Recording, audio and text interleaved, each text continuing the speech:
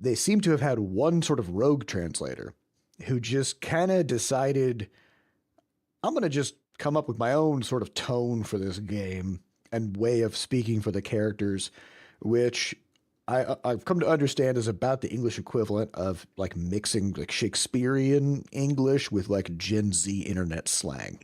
Which is it's a bold choice. It's That's definitely bold. different. Yeah. It did not pay off. No. Butterscotch. Hey everybody, welcome to episode 538 of Coffee with Butterscotch, the game dev comedy podcast of Butterscotch Shenanigans. I'm Seth and I'm the games programmer. I'm Adam, the miscellaneous programmer. I'm Sam and I'm the artiste.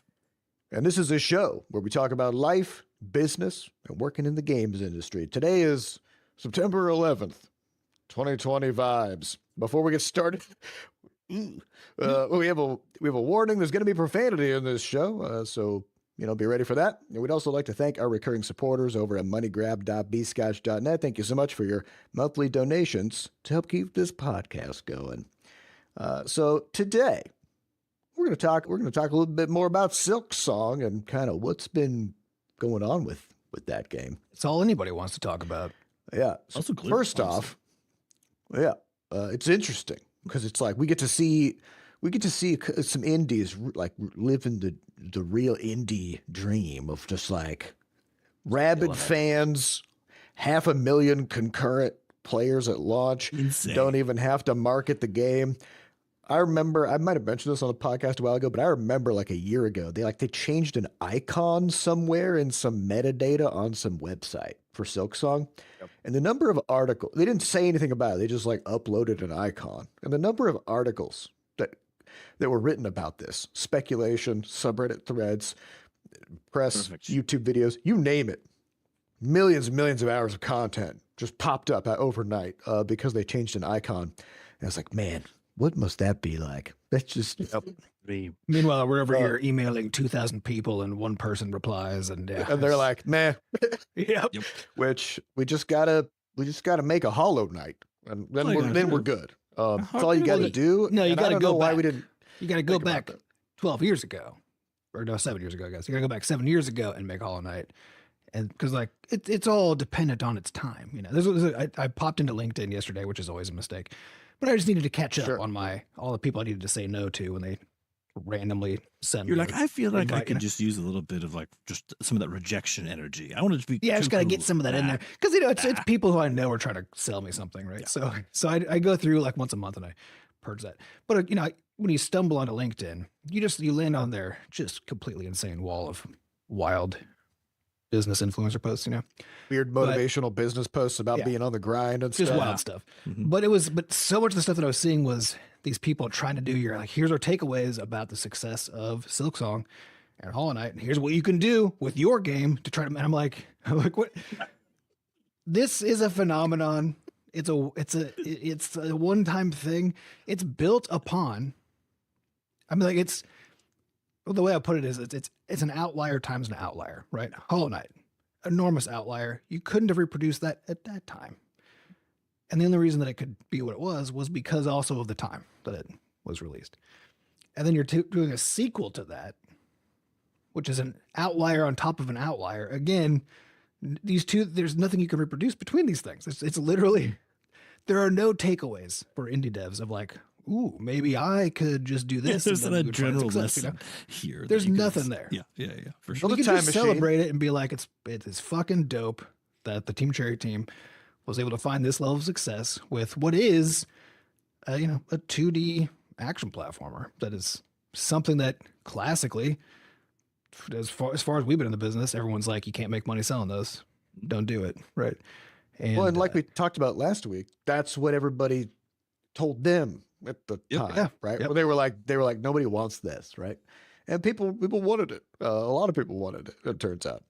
So yeah, I mean, it's unless you can build a time machine and make Hollow Knight first, there's not really much you can do to like replicate. I mean, at the end of the day, you want to do like just make a really good game as best as you can and market it as well as you can. And maybe if the stars align and you hit things at the right time and you catch some kind of a moment, maybe you'll hit something like that, right? It's unlikely because it very, very rarely happens. But yeah, you can't just like do a Hollow Knight Yeah, can't do that. on purpose.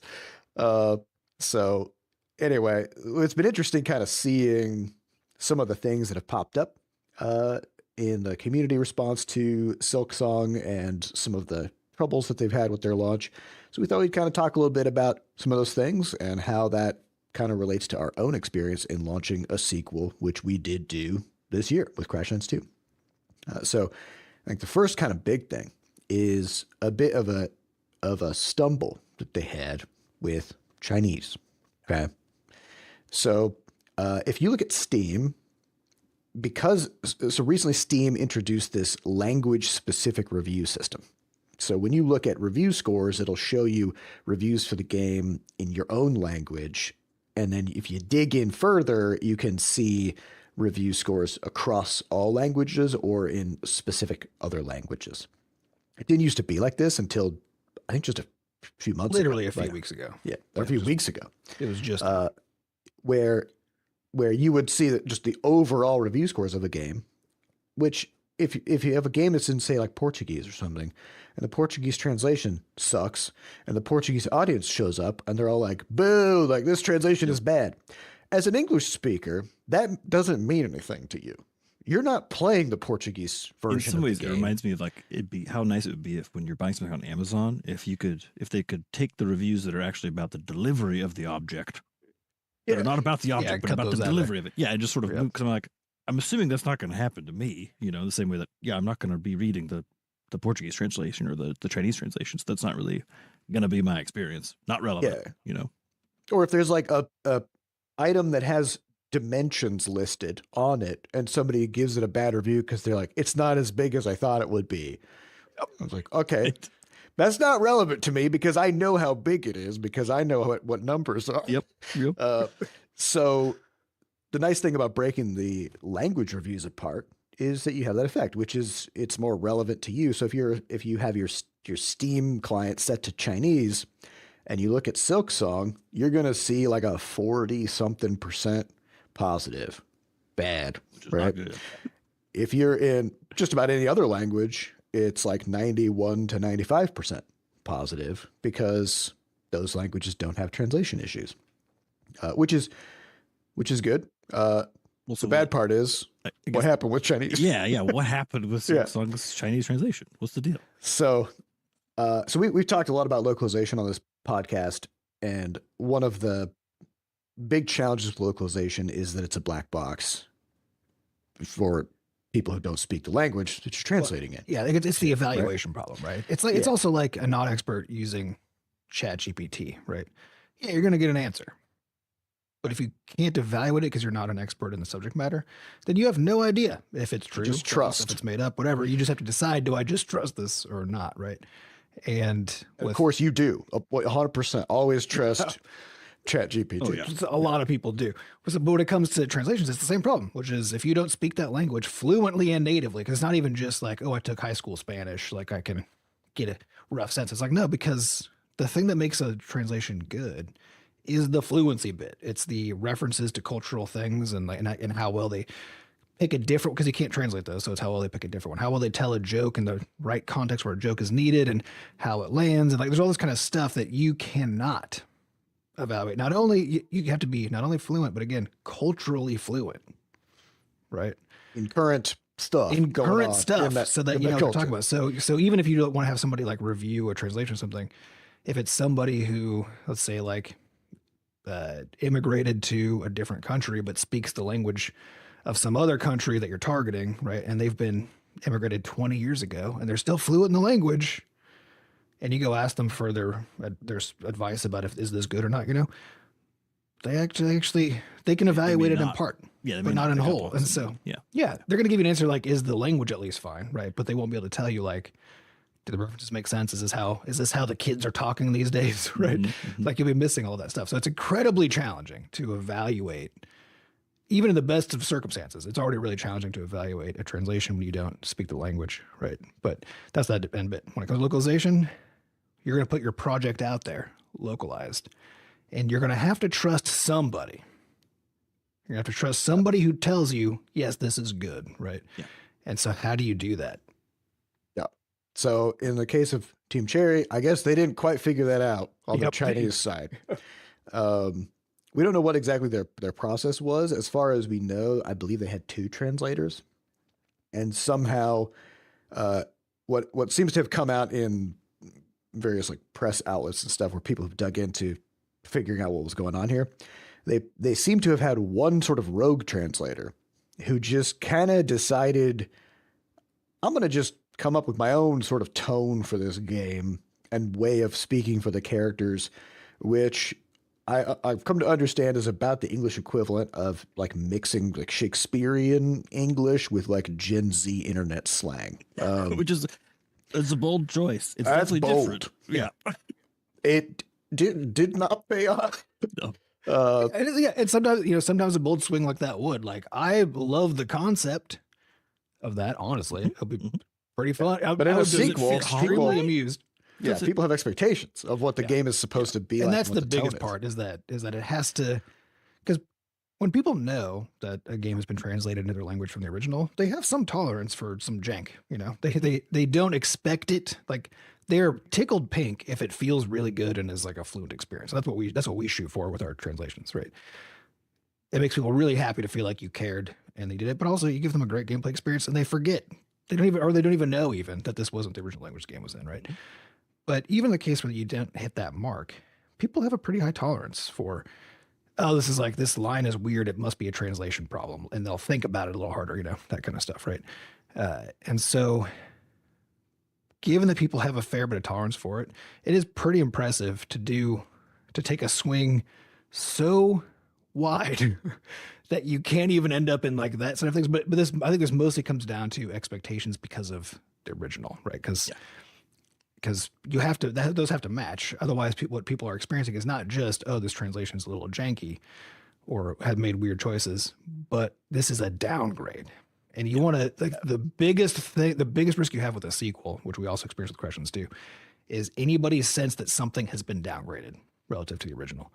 And I think that's ultimately, I think, kind of what happened with Silksong. And sometimes those downgrades are like nitpicks, because everybody has a specific thing that they may have liked about the first game.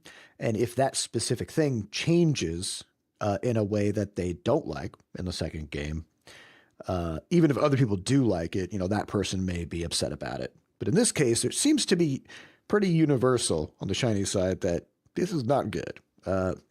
Fortunately, Team Cherry, as you would expect, they're doing the right thing. And they're like, oh my God, shit, sorry about that. We're going to fix it. We're going to get a new translation team. We're going to figure it out.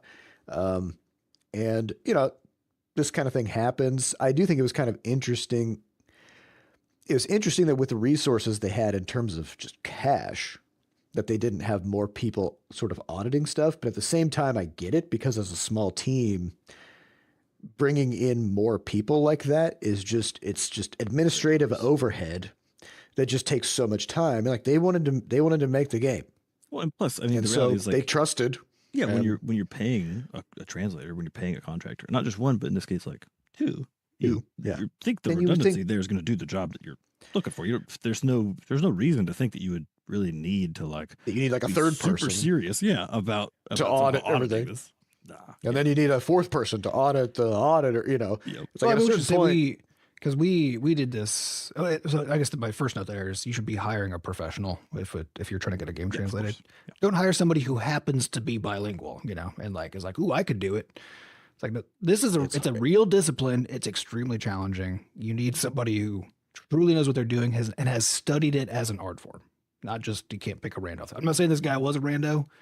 My sense is that he was, given the stuff that I've seen. Arguably, he wasn't very professional. Yeah, he was definitely not there you professional. go. That's- So you got to do that. What was the other thing I was going to say? Something about auditing, because we did end up doing. So we did it. So the way that we did it was we've now worked with a few companies throughout the life cycle of Crashlands too. But the typical structure you're going to have if you're going to go talk to some kind of a translation studio, you're like, does this? There's a project manager. There's a whole organization involved with the process, right? The typical workflow is you got a project manager, some number of then translators per language and editors per language, who ideally are different people, right? And depending on like the quality you're going for, the organization you're working with, there's a whole bunch of things like that'll make you choose different options here, and also your budget, because on the low side of the budget, you're going to be like, well, we can only really afford the translation step, so we're going to hire a really good translator and just hope they do a good job, right, and not have that editing step. Ideally, you have both, and we did. So with Crashlands 2, each one of our languages has basically 2 translators and an editor who are involved with the process, right? That's why if you look at the credits of Crashlands 2, it's like 100 translation related people. It's right? crazy. It's so many people involved with the process. And even with that, the result we got from our simplified Chinese translation, our Mandarin translation, was just medium. And it wasn't like inaccurate. Well, like, there were some inaccuracies in it. So it was like, it didn't feel like it had a lot of care to it, right? But it was also just medium versus Crashlands 1, which was really good. Like good enough that was a common thing we heard Chinese players say was like, oh, this translation is great, right? So Crashlands 2, we just kind of assumed, and we shouldn't have assumed it. We had the same problem basically that Team Fairy did, right? And we ended up, by the time we actually were getting ready to release, we were like 4 weeks out. And that was when, sure, our in-house person who can fluently read and speak Chinese did his playthrough for the first time. And as he was playing it, he was like, like this is enough. These jokes aren't landing. I've identified a bunch of like small errors and so many opportunities in the game for somebody to make a joke that they just like did very literally, like this. It just wasn't a lot of care involved in the process, to the point where he brought it up to us and he was like, I think this is going to be a problem, And so in the last mile, he spent a week and a half, sure did, just like going through it and doing his own edits to like punch it up, add jokes, make it more creative and interesting, all the way through. That's 150,000 words. So it was a huge undertaking that he went through to get that done. And fortunately, he discovered that and was able to deal with it before the thing went live, because Chinese is our biggest audience for Crashlands 2. We would have had the exact same outcome. We have people complaining about all kinds of other stuff, but what we don't see at all, any complaints about our translations. Yep. But importantly, Sure also did that for Crashlands 1. He did, yeah. So we have a guy in-house who's responsible for the good Chinese translations of Crashlands 1 and 2, who we trust and we know, right? Yeah. The thing is, like, what we didn't know at the time with Crashlands 1 was like we don't speak or read Chinese, so we couldn't really vouch for the quality of his work. But he saw the translations coming in and he was like, I don't think these are good. I'm gonna punch him up. But we know his sense of humor. We know his attention to detail and the work we can evaluate that comes from him, right? And so we have to sort of transitively be like, okay, so we'll pass that trust on to this other problem, right? And ultimately, that's what you have to do. Is you have to find somebody who can be like, yeah, we trust that when you say this is good, it is truly good, but also good is incredibly subjective when it comes to everything. But with translation, it's also because it has to be.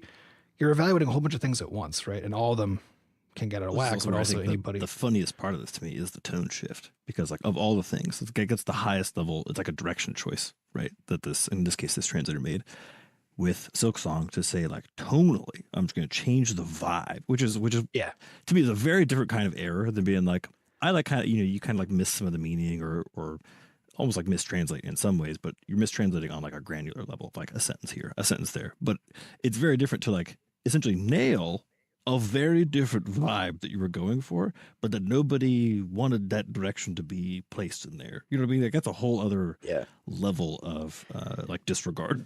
It's being hired to do work on a thing and saying, no, I'm gonna put my mark on this. Like I'm gonna make this about me now. Not a good move. That guy probably not gonna have a very easy time finding translation work. You know what this reminds me of? This is very feels like non sequitur, but I remember for a while there were all these like tattoo reality shows. I don't know if you guys ever watched those, where it's like a tattoo competition show, right? Where it's like they'll have like tattoo artists come up and then there'll be some challenge, then people will volunteer to get a tattoo done and they have done.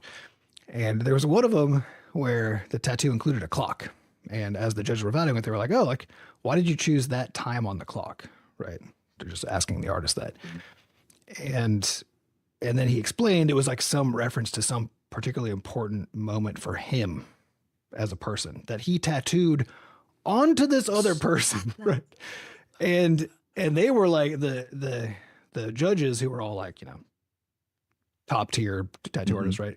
Were like visibly appalled, and the guy didn't understand why that was really because he didn't ask the person like, is there a specific time you want? It's just like, this is about me now, and this is about me now. Yeah, and this other person. But yeah, but with a tattoo that you put on somebody else's body, that to me that's the same vibe as this like, oh yeah, this is a sequel to a beloved franchise. This is about me. I'm going to do what I think is very fun and cute, and put my own little spin on this without any consideration at all for what the creators want, what the players want. It's just what anybody wants. What anybody wants at all. It's a wild move. Yeah. But yeah, otherwise, like, aside from that, which, you know, like I said, to Team Cherry's credit, they're fixing it. This is just something that can happen. It's easy for launch it to happen. Always has surprises. Okay. There's no game that crosses out of the launch canon and doesn't in some way need some tune-ups as it goes flying. You know what I mean? Like, because you just don't know. You just don't know where these things are going to show up. And especially whether it's translation or the other thing we've seen is the difficulty question with it, which frankly, like if you worked on a game for 7 years, or in our case, like Crashlands 2 is 5 years, you are too good at the game to be able to like really easily evaluate just how challenging the kind of base level is for people. And so, yeah, that's like a very common thing is you see difficulty tuning typically in the like 2 or 3 weeks post launch, almost for every game. Like if you watch patch notes for any new game that does have a big enough audience where people are able to talk about buff that. Yeah, yeah. There's always a lot of balance stuff in that first month or so because you can't get it quite right for everybody because you've been playing it for too damn long. You know. No, and you can never get it right for everybody anyway because everybody has such different experiences with it, right? But especially with a game like Hollow Knight, which doesn't conceivably have like a choice where you could be like, "Ooh, I'm gonna make it easier for myself by some setting," right? Yeah, the appeal of all the Dark Souls things is that they are just what they are. It's the whole idea of getting the timings are a certain way. The reason it's difficult is not something you can really adjust, right? And there are things you could do. You could just like make a sleeve just requires fewer hits in general to do stuff, right? So there are like simple things that could be added to make it so that I get to choose my own difficulty, at least to some extent. But that's not historically what these games are about. Yeah. And so if you're not going to give people any options for them to control difficulty for themselves, then you've got a big challenge, which is to get something that's still throughout the entirety of the game, the entirety of it, right? Because all it takes is one moment that just turns out to be balanced a little harder than you intended, that now all of a sudden people aren't finishing the game, right? And so which we are hearing about, like in Silksong, there are certain side bosses or certain things where people feel like they're making good progress. They're 4, 5, 6 hours into the game, and then suddenly there's just a wall. And it's going to be different playing it, for different and there was people. some boss that she fought for. I think it was like an hour and a half, over and over and over again, until she finally beat it. Right, and which kudos to her for that level of dedication, because that's the kind of thing that normally I would have been 10 minutes in, and that would be the end of the game for me. I would just, that's what kicked me out of original Hollow Knight. There was some moment where I had to like repeat a sequence of steps. I spent like 20 minutes trying to do it, couldn't do it, and then never touched the game again, right?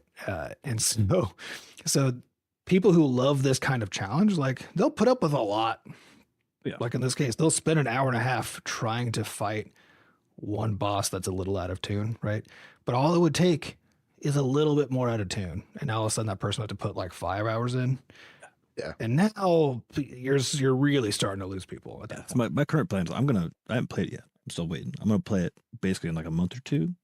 Once wait for the tuning passes. Yeah, I want the tuning passes done so I can have like the best time, you know? So I think to me, like that's kind of the main, like my hot take for games in general, which is never buy them at launch. Except for ours. Definitely buy ours. Yeah, we always tune them super good. And don't buy our games at launch. You know? No, but buy them at launch, but then don't play them for like a month. Yeah. So that way you're supporting the developers. You got the game. It's installed and ready to go, so you don't have to wait for that part. Well, somebody has to play it so they can tell us all the ways we fucked up. Exactly. I think let everybody else. It's really the fact because there will always be the people who will play it and tell us we fucked up. And then the thing is, like, there's always the early adoption wave, right? And the reality is, like, it's just you are built different when you're like, I'm just gonna go right now, just the moment this thing comes out, so I can be one of the first people to experience it, because it's so fun to be part of that. I know I missed out then on the zeitgeisty moment of it, like the cultural moment. But I think it depends on which game you're playing and which one you're interested in. I know, like and what you're more in for. Yeah, Are you like more, Outer are Worlds you 2 more is in coming for up. the experience of it being a social thing that everybody else is doing, and so are you? Yeah. Or are you trying to get the best possible internal gameplay experience for yourself? Right. Yeah. And I think depending on the game, like because some of them are going to be buggy if it's like a Bethesda game, but also the bugs will never be fixed if it's a Bethesda game. Then you also know that if it's like a Dark Souls style game, the whole point is that it's hard, so you don't necessarily need to wait. It's like it might be like Sign up for slightly that, less hard. so. Yeah, but that's what you're showing up for. So yeah, I think it kind of depends on the game style too, but it'll play out for them just fine. Yeah, and it could be like a point of pride of like, I beat this boss before it got nerfed, Yeah, which I'm already of course. seeing like Yep. threads in the Silksong subreddit, like, hey, come get your I beat this boss before it got nerfed trophy. Because like Yep. there's some specific side boss that's just absolutely wrecking people, and it's getting made easier just Mhm. in this next patch or something. Yeah, so like that's a cool point of pride. Yeah, kind of the last interesting note that I just wanted to kind of like highlight about Silksong was that there were a few kind of interesting things of how it mirrored our experience of launching a sequel. Obviously at a different scale, but the patterns, tad different. yeah, the patterns were the same. So the two things were overall review scores and the source of negative reviews, disregarding the Chinese thing. So overall, like when we launched Crashlands 2, we got a flood of positive reviews right out of the gate. So the game was like 97% positive for a while. And then it settled like closer to like the high 80s over the course of its first month. And a big reason for that is you just got fans of the original, very excited. They want to like see the game succeed. They buy the game and they just give it a thumbs up in like the first 10 minutes. They're just like, the game booted up. It looks good. Best game I've ever played, right? Thumbs up. So in those early days, we got accused of having bots skewing our review scores and stuff. Because When you say we got accused, you mean by like one rando? Yeah. You like some people be like, isn't it suspicious how many positive reviews there are with very little playtime? And it's like, that's just what fans do of a Yes. of a They couldn't franchise, possibly right? have played it for long enough to actually review it. You know what I mean? Like it's only been out for an hour. How could you rely on review? Agreed. Like it is kind of weird that like people would buy a game, play it for 5 minutes, and be like, "Yeah, everybody should play this," because again, you don't know if it's that good. Give it some time. But I get it. You're excited, and this is also what happened with Silksong, which is like right out of the gate, it was like 98% positive with like 20,000 reviews just in the first hour, right? And now, at least in English, it's just kind of drifting down, and it's now around like 91%, and it might end up settling in that like high 80s mark for a while. And as they improve it and patch it and stuff, it'll kind of creep its way back up again, which I think Hollow Knight kind of followed a similar pattern, not because of the initial like fandom thing, but just because like there were some people who were hyped about it because it had a Kickstarter and stuff like that. It kind of went down and then it came back up again as they addressed things. That's a pretty typical pattern for post-launch Steam reviews. If you have enough enough fans heading into it, in the first place, then you typically will see this initial boom of positive energy coming in, and then a pretty nice like downward trend for a bit as just more people who weren't familiar with it, who don't have the same expectations or like the same happiness of it just existing, right, come in, and then as you actually address some of the general problems or whatever else, then it just kind of creeps back up to some nice actual midpoint. Yeah, well, it's also the hype counter reaction, right? Because if it's important to you that a thing be good and that you share it with everybody else, right, then you're gonna be biased towards positivity for stuff, right? And so that initial fan group is in that category. But that means that the people that they're bringing in are now their expectations are not set by their desire for it to be good, but they're being set by the fact that everybody is saying it's really good, right? And they're like, this better be good because I just dropped $20 on this. Yeah, exactly. It's so good. So they're coming in now with the demand that it be good, not with the desire to fit it into good, right? If that kind of makes sense. Bias towards good. Yeah, they're biased towards good. And so they're going to have now a stronger counter reaction of annoyance and frustration if anything they felt was kind of blown out of proportion, if the hype was too high. And so they're going to be biased towards negativity, right? And then once you get out of those two groups, You're now in just like more regular ass players who are like, yeah, this looked like it would be good. The reviews look Stumbled good. across it. I'm gonna go give it a shot. It's right. And as you move into that category, and then over time, it starts to shift into kind of a different category, which is people who are probably kind of seeking it out, right?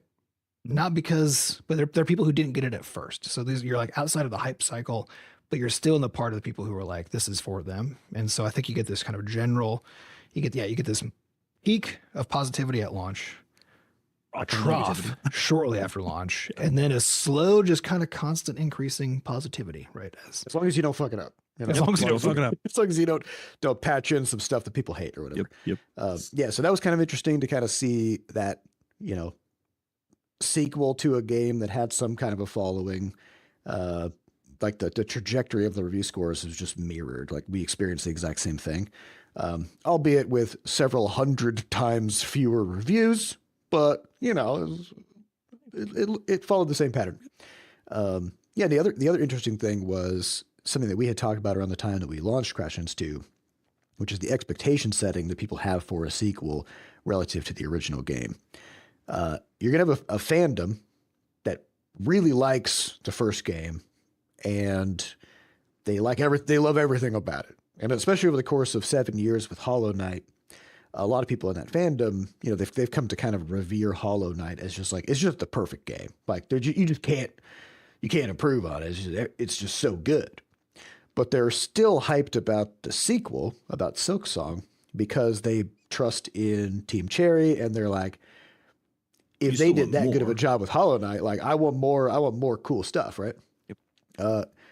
But if it is a sequel and they're changing some things, then invariably they're going to change something that you liked. Right? Yeah. And importantly, and one of the lessons we saw from Crashlands and Crashlands 2 is that the people who most love the first thing are the ones who are not particularly affected by the negative aspects of the first thing, of the design choices you made in the first case. Like the people who love it the most are the ones who maybe even enjoy some of those parts of the game that, in retrospect, maybe been kicking new players out quite a bit or whatever else. So in our case, it was like the grind was the big thing that we sought to solve with Crashlands 2, right?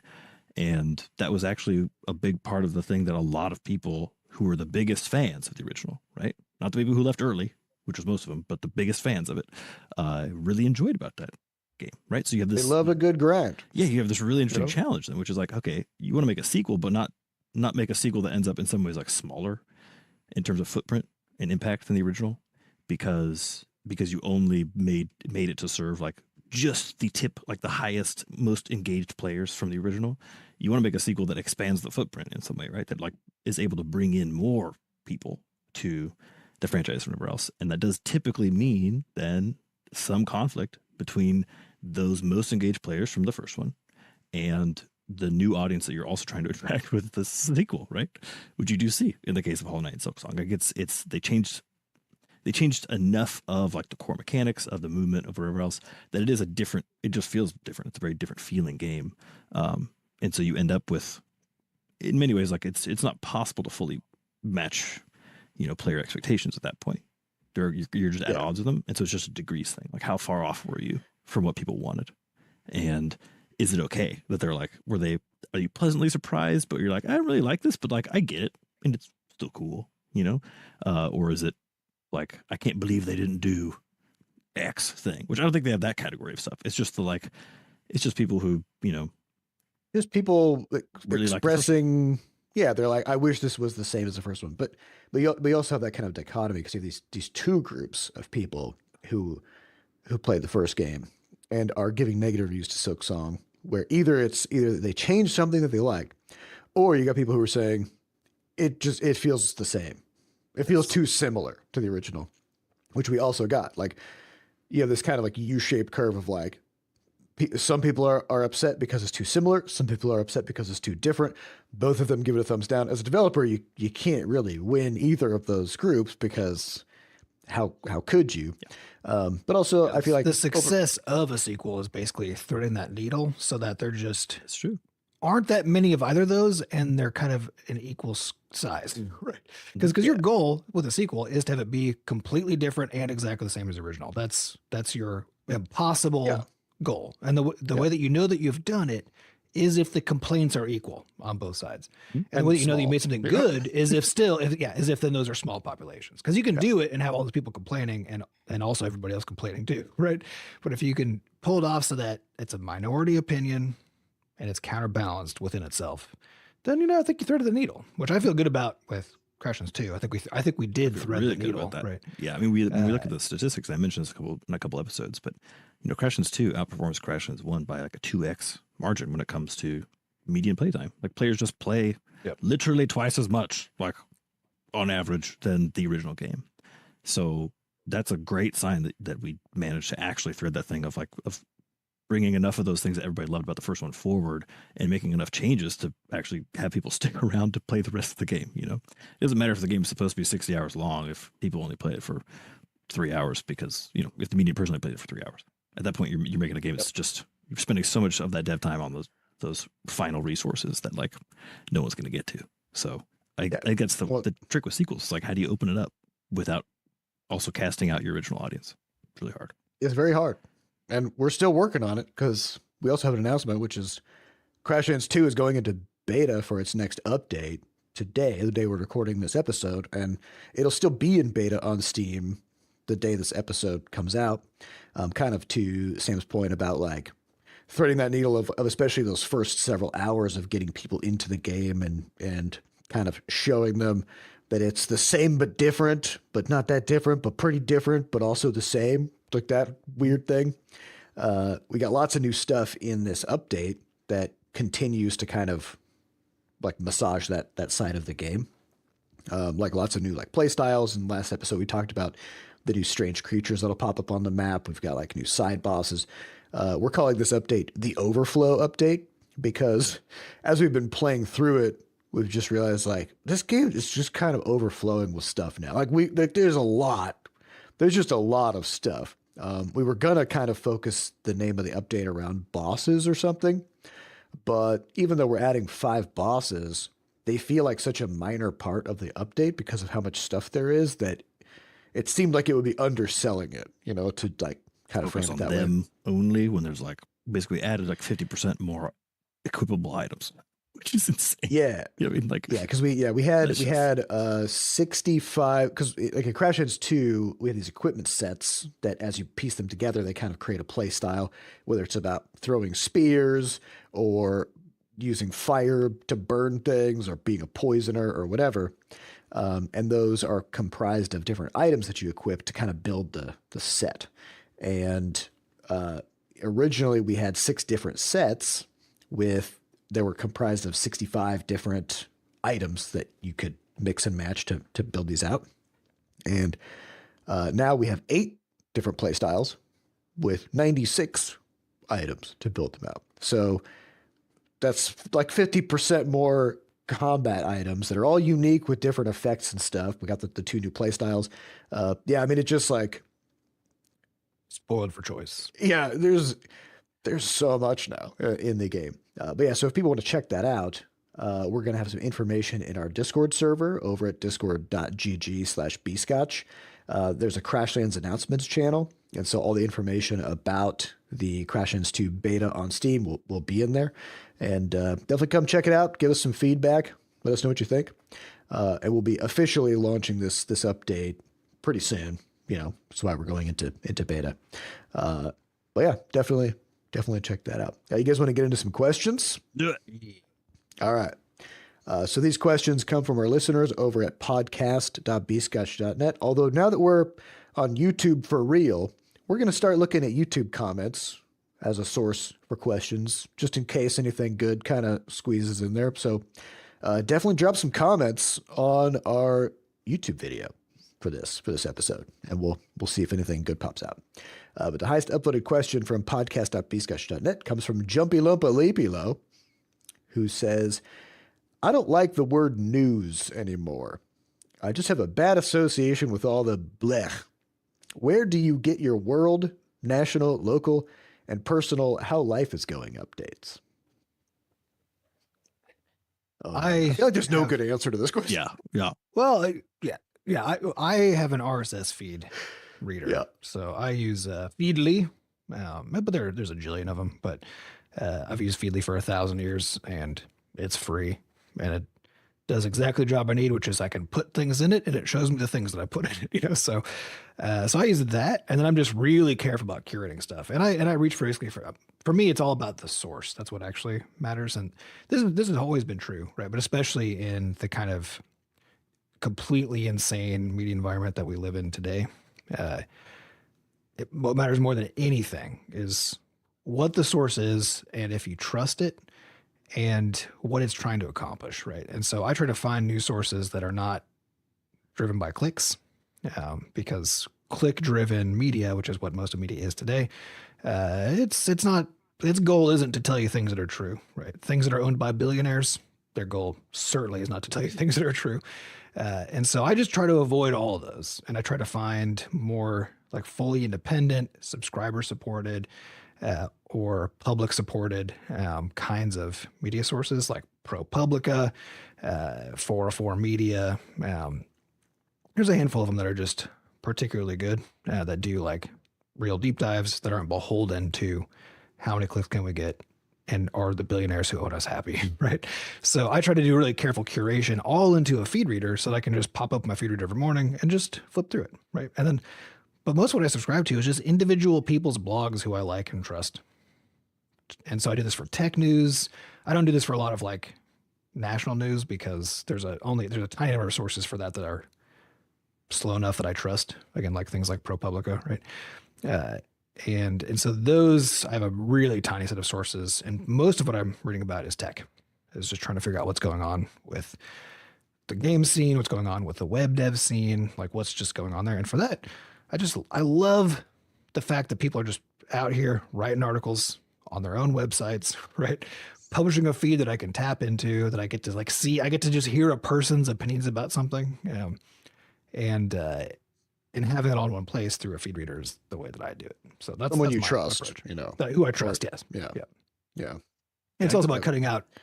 Just the final bit of that too is you might add something that you trust in there and then discover that it's just deluging you with content, because again, anything that uses an ad supported mechanism, it's also about how much content can they put out. And so I'm also really aggressive about pruning stuff out if it starts to become too noisy.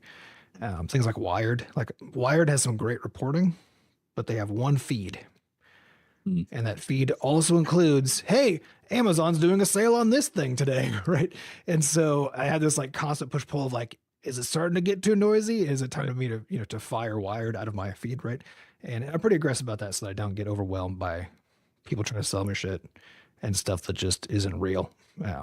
I think about this, like, you refer to this as like an information diet, right? And so if you think about it in like nutrition terms or in dieting terms, I think it's like, Adam, you're basically taking like the healthy dieting approach, which is like you eat you find the appropriate meals to eat, you kind of curate it nicely, you make sure you got a good plate with the appropriate potatoes and veggies and ratios of meat and stuff on there. I do more of like an intermittent fasting approach. I feel like is best for like my mental health, because the times where I feel like I've operated the best mentally through all this higher level nonsense that's circling around is actually when I just don't engage with it for like a week at a time. I found that like then you kind of check in and you're like, okay, what happened last week? Yeah, I just like with realizing like a lot of that was just I'm treating it as an entertainment source. Is the reality. If I'm reading it every day, it's an entertainment source, and I'm like, you know what? There are things that are actually entertaining to me and that kind of fill my cup a little bit that I'd much prefer to do on the daily, which is like play some games, read a book, any of those kinds of hobbies. And then I'll check into it then like once a week. So it's almost like an intermittent fasting approach, which is like, I only get to look at news for like an hour on Saturday. And then it's just try not to do it anymore. That of course is hard for its own reasons, because it's just kind of, it's just like everywhere.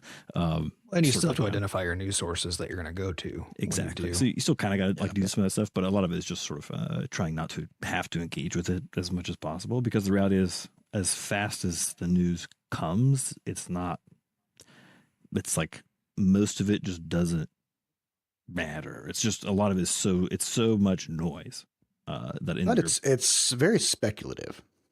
Yeah. Like news is very rarely, here's what happened today.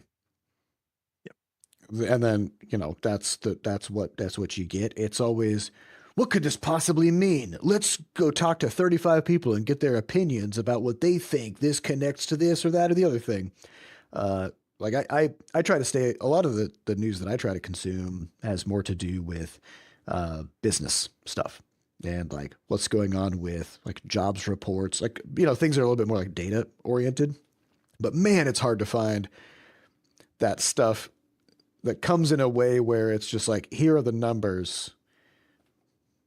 It's like for example, if the jobs report gets adjusted and it turns out that we lost 25,000 jobs last month, I know that's bad. Yeah. Right? I know that's bad, and I have a pretty strong sense of the reasons why it's bad, because it's frankly pretty fucking obvious. Yeah, right. But that's not enough content for somebody to make a 12-minute YouTube video out of so they can slap an ad break at the 8-minute mark or whatever, right? So often you'll get news in the form of, here's this number, let's talk about what this means. And then it's just speculation after speculation and roping in people. And well, I think there's a nuance there, which is the thing itself in a vacuum also doesn't mean anything, right? Because what you're saying is you want to supply your own interpretation, right? And it's not in a vacuum for me. Like, well, that's what I'm saying. Like, yeah, I'm you looking have at lots of different things. Yeah, you feel like you have the context that you need to then, given something in a vacuum, convert it into meaning, right? Yeah. I don't think that's the purpose of journalism. I don't think journalism's purpose is to be like, here are the things that happened, go figure that out, right? I think it's supposed, like, good journalism is supposed to be, here's the context for this, right? So that you have what you need to be able to understand why I have interpreted it. Well, this way, I agree, except in the context of fear, because like, well, yeah, so, it's not how it's done. I'm saying like what it should be is, here is like the actual real life context for this piece of information. Therefore, like, yeah, it should be supplying both of those things. The problem is, I agree with you that I haven't seen like almost a single piece of recent journalism that when they were supposedly doing that, providing the context, that it wasn't completely batshit context, right? It's like, here's why you should be worried, right? And so you're like, oh my God, this is bad. I better watch the whole thing, right? And I distinctly remember there's this like one dude who just like popped up in my YouTube recommendations one day with a lot of charts and a lot of like stuff. And he starts talking about how like we are right on the precipice of this like big collapse. This was like 1.5 years ago. And I'm like, I mean, so I watched this video and I'm like, I mean, the numbers, like he is pulling real data, but he can't possibly know this. Like the things that he's saying and the connections that he's making are like pretty tenuous, and you can't time the market. You can't just be like, tomorrow a recession will start, right? That's not how anything works. It's very complicated. And so I went back and looked, and this guy has like, you know, hundreds of thousands of subscribers, and every video he puts out gets like 50 to 100,000 views. And I open up his channel, and it has all of his videos in there. And I noticed that he basically just posts videos on a loop, where like every 4 weeks he'll have a video that's the same exact topic, predicting that a collapse is coming within 2 weeks. And he's just been doing this for years. Just years and years and years. It's like doomsday cults, right? It's so he's got like 20 different types of videos that he makes, and he just kind of cycles through them, and every single one is catastrophic and related to finance, and he's really good at pulling numbers in. And yeah, if you fall into a trap like that, then you can. And here's the thing: like at some point, he's going to be right. Probably, you know. Well, I mean, at that rate, yeah, of course. Yeah, like, if you keep predicting the same, like, because we're obviously not headed toward a positive outcome economically, worldwide, or especially in the U.S. But when and how things are going to deteriorate is very difficult to predict. But if you just keep predicting that over and over again, one time you're going to be right. And it's going to look like vindication, you know? Yeah, stopped clocks and all that. Yep. Yeah. And so, I don't know. I mean, it's very difficult to parse out speculation from fact. And when smart people are talking about data that you yourself have not processed and haven't like run the numbers on yourself, and you're kind of like the translation thing. Like you're trusting people who you think know more than you. And in some cases they don't, and they're just kind of, Well, even if they do, the motive, the need for like you said, the need for how they sustain themselves clouds up wherever the trust could come from in the first Yeah. place. So it's like if they say, hey, everything's great, don't even worry about it. Like, are you going to keep watching their videos? Because you're like, oh, I guess I don't need to worry about this anymore. I'll just go outside. yeah, Well, it's not that though, because like things aren't great and you do need to worry about it, right? So I think you have to be careful not to throw a thing out because you're like, oh, this is all it's doing is saying like all this is bad and so on. It's like because there's a lot of bad stuff, right? But there's a fine line there between sort of using that as a lever to sell what you're doing versus honestly tell people, yeah, things are bad and here's why, right? And here's what's going on. And I don't think it's like the problem is if you're not an expert in the topic, you can't tell the difference. And so it's basically how do you get away from charlatans, right? And how do you get away from ultimately it comes down to ad driven stuff. If it's ad driven, it's not going to be on the right side of the line. Right. Well, so there was this like around the time that like early in the current presidential administration, there was like obviously there was a lot of trepidation about the tariffs and what that's going to do, because when Liberation Day hits, what the fuck do you do when you have like a 50% tariff on the world? How are people going to respond to that? What are going to be the consequences of that? Aside from bad in what way, right? And I remember seeing all these articles popping up about just like absolute collapse of shipping, empty ports, blah blah blah. There's this dude who works as a shipping logistics expert, and he's been in that field for like 30 or 40 years, and he's had this YouTube channel for like a decade, just called "What's Going On with Shipping." And it's like every week he just looks at the statistics and the numbers of shipping volume coming into different ports, what kinds of things are being moved, where are things coming from. And he just does like this kind of breakdown of just like, yeah, here's what we're seeing. And the difference between what you saw in news headlines and then this dude's channel just blew up overnight because people were literally like information going to Google and they're like, what's going on with shipping? Right. Mm-hmm. And like, that's his YouTube channel. And he's never done it for ads. He's just like a guy who really loves shipping logistics. Mm-hmm. So I love blogs so much. Yeah. It's like the exact same reason. It's like, it's just somebody who knows about a thing. And again, that doesn't mean you should just trust it. Right. But the motivation is like almost the motivation I'm always looking for this kind of material is somebody just wants to share because they think it's interesting. Just think it's cool. And if you can find somebody who's like, they might be wrong, thing, they just want to tell you about it. Then that's like that's how you get closest to being like, okay, by default if I want to default to belief here, that's like how you get closest to that being okay. It still isn't okay because you should never default to belief, right? But that's where you get the closest to that approach. Someone whose motivations are not corrupted. Yeah. In a way that you can at least see. And so it's really hard to find, but anytime you find one of those little things, it's like a hidden gem. You're just like, oh, finally, like somebody who, and the thing is like what he was talking about on his channel is he's like, yeah, it's not good. In the sense that like, okay, like there's like a 30% decline in ships moving from these countries and blah, blah, blah, which is big, right? It's enormous. Yeah. A huge change. But when you see in a news article where they're like, the port of Seattle is completely empty. And it's like, that was true. One afternoon, there were no ships in the port, which is rare, right? But it doesn't signal a 100% collapse in shipping. It signals a large reduction in shipping. Yeah, it's a reduction in shipping, which is also bad. But there's a difference in how you would think about things if you think that we are getting zero imports from any country versus we're getting a 30% reduction in imports from some countries, and that's going to be hard, right? Yeah. Both that's bad, the difference between them is huge, right? Yeah. It's the difference between like building a doomsday bunker and, going to Costco and pre-purchasing some stuff that you think might go up in price, right? Like that's kind of the difference.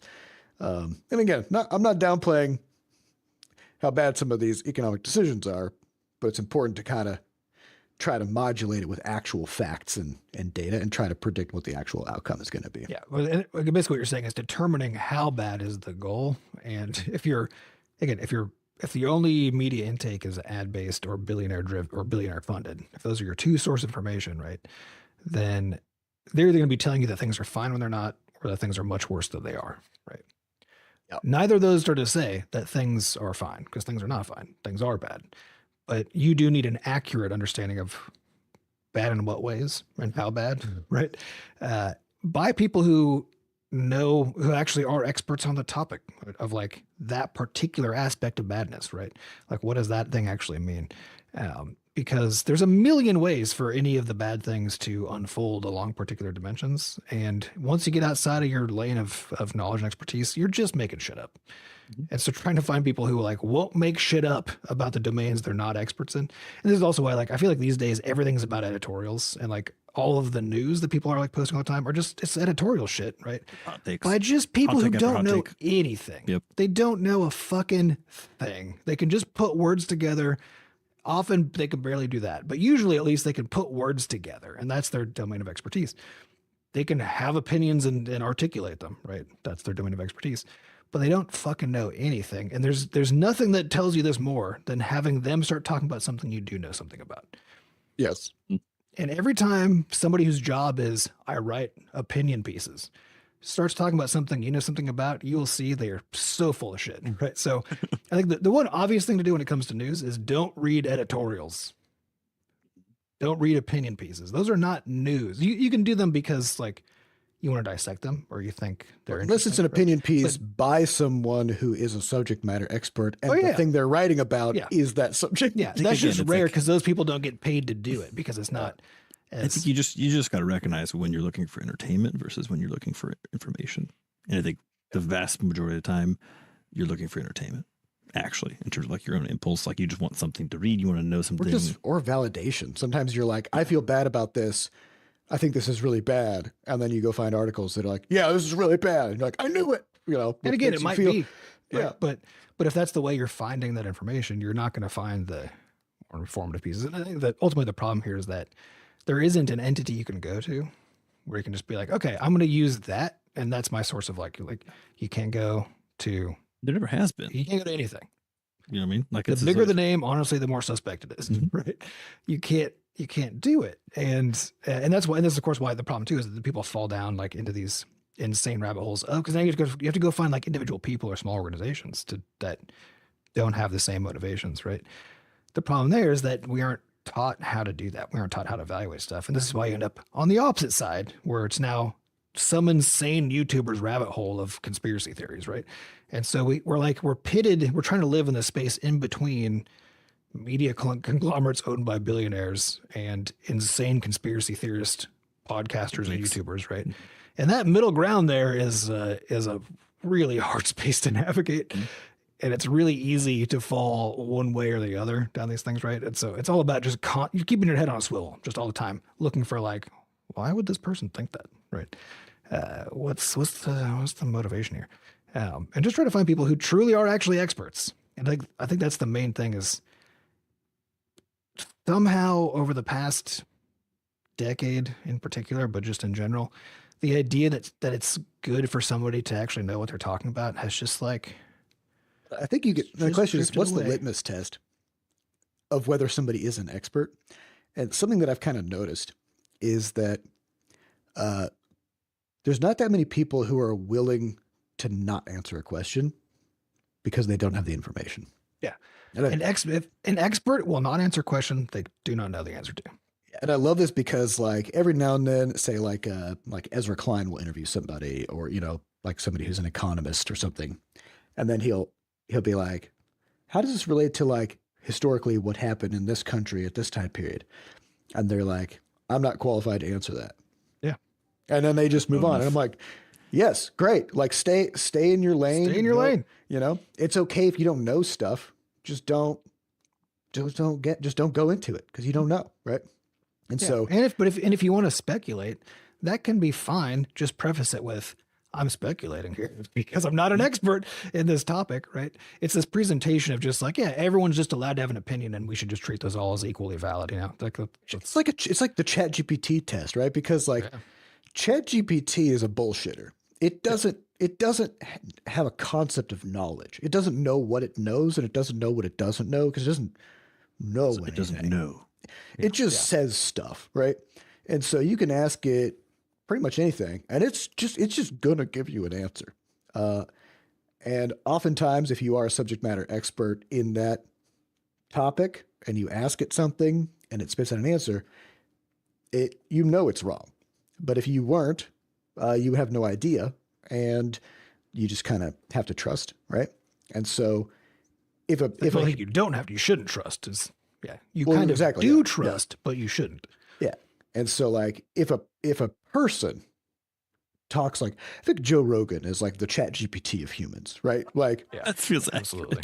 like he's just gonna say stuff, and he's always gonna have an answer. He can't tell About it's true or false when people everything. say things to him either. So Yeah, he has no idea what. You can't just say I'm not qualified to answer that question. I'm not qualified to speak on that. Somehow he's qualified to speak on everything. If somebody's doing that, where they always have some kind of a hot take on things way outside their field, maybe don't give them the time of day. You know, you'll probably protect your sanity quite a bit if you do that. Well, thanks for the question. Very good one, given everything.